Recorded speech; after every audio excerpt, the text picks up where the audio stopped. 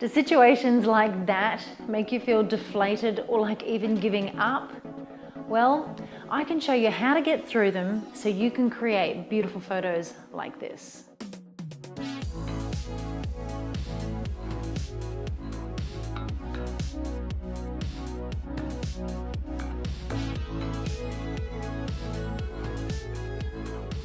At the beginning of every session, when I'm talking to my clients and explaining how the session is going to play out, I always say, I'm going to start on my posing bag. I'm going to go through a series of 3 to 4 setups, and then I'm going to move on to props, and then I'm going to take some beautiful photographs of you and your baby together.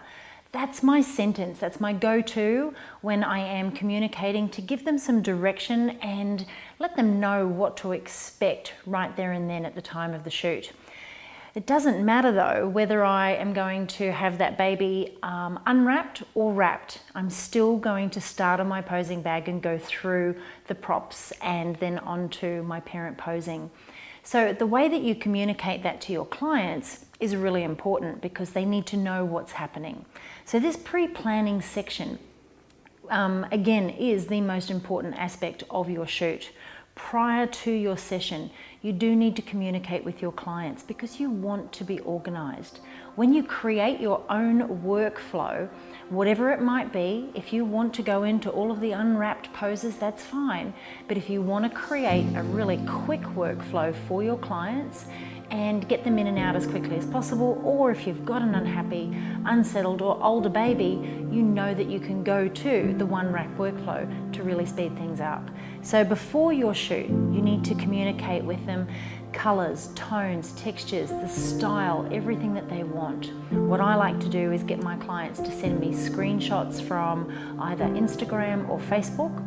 This is going to give me a really good idea of what sort of colors and textures that I can put together to create beautiful, unique setups for them, and setups that I know they're going to love.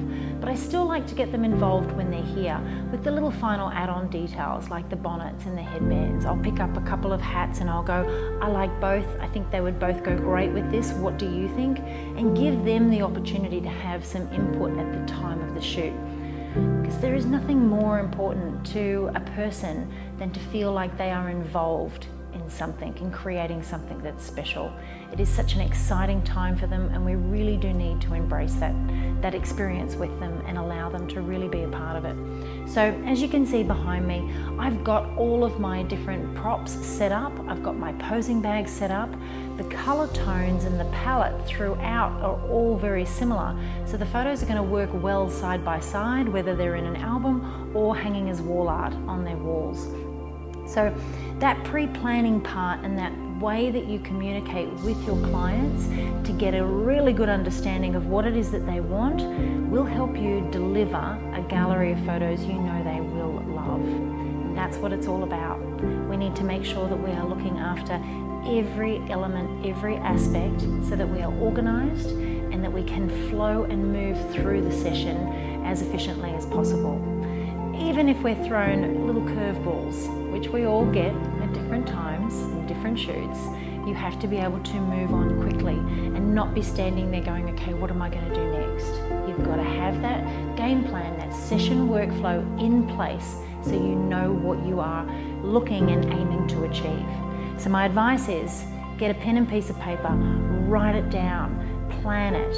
Write down all of the different setups that you can do, that you can achieve safely and confidently, and start putting all of your different textures together and allowing yourself time to do that.